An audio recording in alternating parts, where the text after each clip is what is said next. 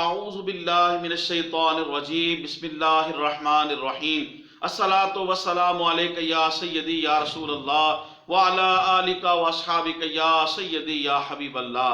انتہائی واجب الاحترام محترم خواتین و حضرات، رمضان شریف میں مسئلہ یہ ہے کہ سحری جو ہے اس میں تاخیر کرنی چاہیے۔ تاخیر سے مراد یہ ہے سحری کا وقت ختم ہونے سے پہلے ہی سحری کر لینی چاہیے، لیکن اتنی جلدی نہ کرے مثال کے طور پہ ابھی آدھی رات پڑی ہوئی ہے اور سحری کر لی جائے، لیکن سحری کے اندر سنت یہ ہے کہ سحری کے اندر تاخیر کی جائے، یعنی سحری کا وقت ختم ہونے سے پہلے ایک جو مناسب وقت ہے اس سے پہلے سحری کر لی جائے، تاکہ سحری کرنے کے بعد وہ اپنے دانتوں میں اچھے طریقے سے خلال کر سکے اور اچھے طریقے سے وضو وغیرہ کا اہتمام کر سکے۔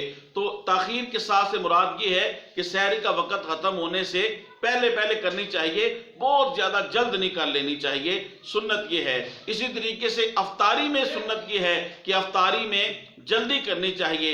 جلدی سے مراد یہ ہے کہ افطار کا وقت جب ہو جائے تو فوراً روزہ افطار کر لینا چاہیے۔ بعض لوگ مسئلے سے ناواقفیت اور علم نہ ہونے کی بنا پہ وہ روزہ کا وقت ہو چکا ہے پھر بھی جان بوجھ کے کچھ دیر کے بعد وہ روزہ افطار کرتے ہیں اور اس کو وہ تقوی کے زیادہ قریب سمجھتے ہیں، حالانکہ یہ غلط ہے۔ افطار کا وقت جب ہو جائے تو فوراً افطار جو ہے وہ کر لینا چاہیے۔ افطاری میں جلدی کرنے کا مطلب یہ ہے۔ محترم خواتین و حضرات، اس سلسلے میں سحری اور افطاری کے جو صحیح کیلنڈر ہیں وہ آپ کے پاس ہونے چاہیے۔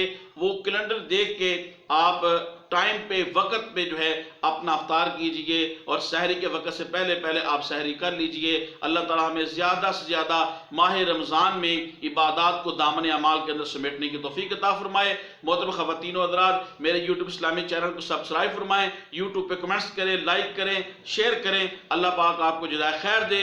السلام علیکم ورحمۃ اللہ وبرکاتہ۔